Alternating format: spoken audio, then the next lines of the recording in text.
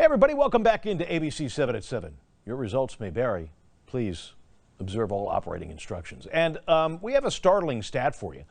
In the time it takes for me to say this, there's been one more divorce. Every 13 seconds here in America, someone says, I don't anymore.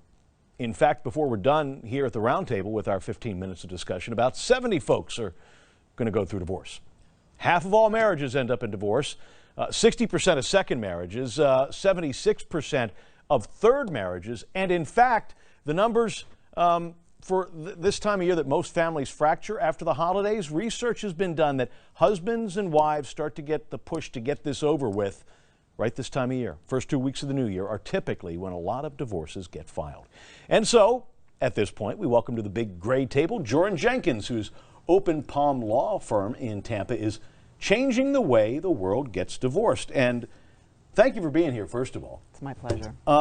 This is something that a lot of folks have got to consider, and getting through this very traumatic time is key to keeping as many people from going through it as possible. Oh, absolutely. I totally agree with that. I mean, we do divorce work, but I'm probably one of the few law firms in Tampa that offers collaborative life planning, which is something that I've created to try and avoid divorce in the first place. So what does that mean? Collaborative life planning. Someone comes to you when they're having the discussion with their marriage counselor as well. Is that the time that you're talking about? Sure. It can happen then. You know, we in the divorce field, we see what causes divorce, and we know it's the traumatic life events. Often, it's the kids have all left home, or it's the guy who's retired and the wife was a stay-at-home, and all of a sudden she's got this guy that she barely right. Oh my gosh, it's the kids who find out that dad has Alzheimer's, and now all of a sudden they're confronted with, we've got to take care of this guy. How are we going to handle that? Right. How are the finances going to handle? So these traumatic, stressful financial events, often financial. And if you can get ahead of that and start talking to the right people about how to handle that within the family, you can avoid the fracture. As a divorce attorney, I mean, obviously that's your profession. Right. You're still, by doing that, keeping people from potentially using your services. Well, it's a service that I offer now. We started doing collaborative divorce work because families don't belong in the courtroom. Courtrooms don't do anything. That's why the numbers go up. 50% for first marriages, 67% for second marriages, 74% for third marriages, because they don't learn anything when they go to court. But if we collaborate, we learn to communicate again. I had a guy come out of his marriage and say, I came out of my marriage a better person. Out of his marriage a better person. Can you come out of this process, though, this collaborative process, and keep a marriage? Is that the goal here? That's the goal. In the collaborative life planning, that's the goal. In the collaborative divorce, the goal is to restructure the family rather than destroy it. Okay. Courtrooms destroy families. They just destroy them. When my parents were divorced, I never saw my dad again. Ever. They were divorced when I was 7. I never saw him again. That's a horrible thing. It is a horrible thing, and it's something that is not just being dealt with a 7-year-old, it's being dealt with now with an adult, and you hold on to that stuff. We got to hold on right here. We have to do a quick break and sell some stuff, but when we come back, we'll continue our conversation and talk about holding marriages together and what you can do when they come unraveled. You're watching ABC7 News at 7:30. And we thank you for that. Again, welcome back to ABC7 at 7. Your results will vary. Please follow all operating instructions. And we want to welcome back Joryn Jenkins, whose Open Palm law firm in Tampa is, as she puts it, changing the way the world gets divorced. And with half of all marriages ending in such, that's a big deal. You're not alone, though. This collaborative Open Palm divorce concept was new back in the early 2000s, but now folks are jumping on board. They are. They are, not just the folks out there getting divorced, but the lawyers are as well. And that's the important thing, because other than an arbitration, you have to have another lawyer to deal with in a collaborative divorce sort of setting. You do. You can't do it with just one lawyer. The definition of collaboration in divorce is 2 lawyers who sign an agreement that they're not going to court, that they won't go to court. If the clients give up on the process and they want to go to court, then they have to find new lawyers. It's a little bit of a carrot and a stick thing. Yeah, it is, but clearly this is the sort of thing that can save folks, A, a lot of money, and B, a lot of angst. So I tell my clients, without knowing what your issues are, if you have kids, it'll cost you $100,000 to go to trial. Oh, by the way, it'll cost your husband or your wife $100,000 also. Round numbers. Collaboration costs a lot less. Mediation is even less than that. Collaboration, we usually use a family counselor in the process, or a financial professional. Both of them are neutrals. The lawyers are aligned with their clients, they're representing them, they're counseling them, but then we have these neutrals to deal with the financial issues and the emotional issues and the communication issues. Which, frankly, that husband and that wife sitting there in that office at that boardroom table, those are the things that are at their top of their mind. Yeah, that's right. And to get through all of that. So this really has been one of those things where you, as an attorney, have to say, I'm not the expert in all this. You're bringing in help, and that has to be very comforting to a lot of the clients as well. Yeah, it really is. Now, I will say that after 40 years of practicing law, that I have really become very attuned to body language issues and communication issues. And, you know, I had a client who left her divorce. We got her divorced collaboratively, and her comment to me was, I learned to listen to my husband again. It just sounds different when someone else in the room says the same thing he just said. It sounds different. And I realized that I wasn't really hearing him. And so we deal with communication issues right there in the divorce process when it's collaborative. My guess is that maybe there have been people that have started down this process saying, we want to go like this, and they ended up kind of coming back in like that. Yep. I want to talk something about, this is one of those things that don't really have rules when it comes to divorce, but we hear about it a lot, especially here on the Sun Coast. Grandparents' rights when families fracture. Is there any way that me as a grandpa can say, I have a right to see my grandkids? So here's what I tell people, and I'm known for saying this. The law should be your last resort. The legislature in family law, the legislature created the law for people who can't agree with each other.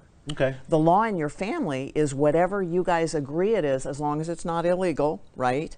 And so if you guys can agree on what to do with the property, what to do with the home, what to do with the children, the law doesn't care what you do as long as it's not illegal. Same thing with grandparents. And I will tell you that the Supreme Court knocked down 5 laws created by the legislature because they didn't realize they couldn't do it to regulate grandparent rights. And the Supreme Court said, no, you can't do that. The only people who have rights to those children are the 2 parents. Those are the only people. So clearly, if you're a grandpa or a grandma and you're watching this and you're seeing this on the horizon for your kids, you may want to mention this to them because... Steer them to collaboration, absolutely, or at least mediation or negotiation, some collaborative type of process where we're restructuring the family, not destroying it. We're not destroying relationships, we're helping you mold them a different way.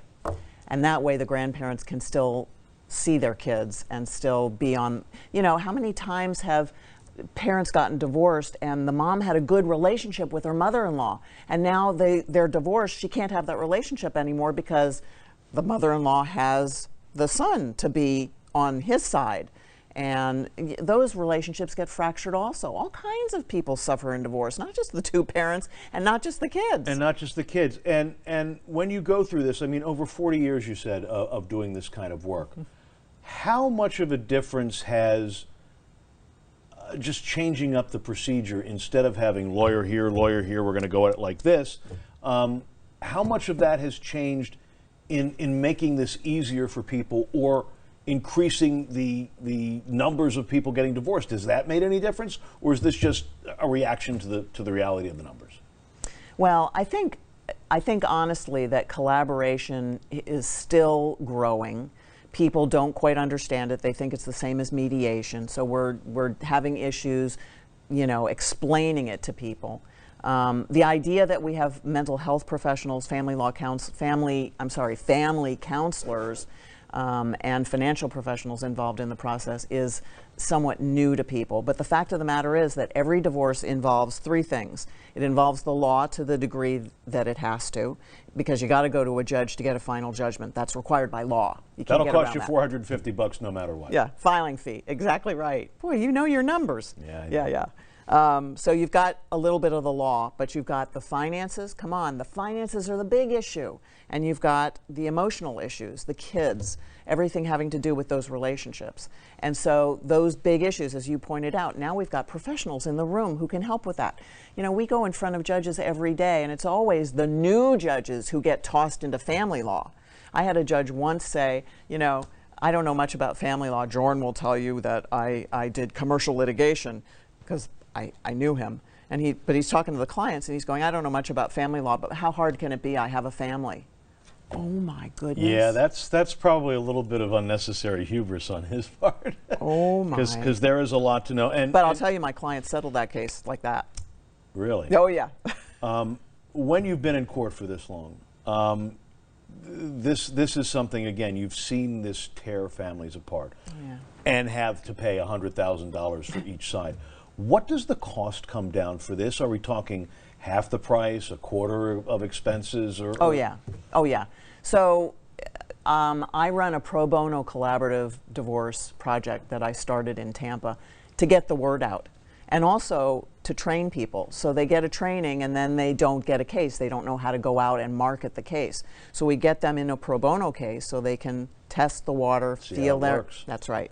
And what happens in the pro bono project is people come out, they give their testimonials, they go and talk to the neighborhood. They spread the word that way. But I also was able to collect data that way. So I considered all the hours that people would put in, I accumulated them, and I looked at the hourly rates, and I figured it out.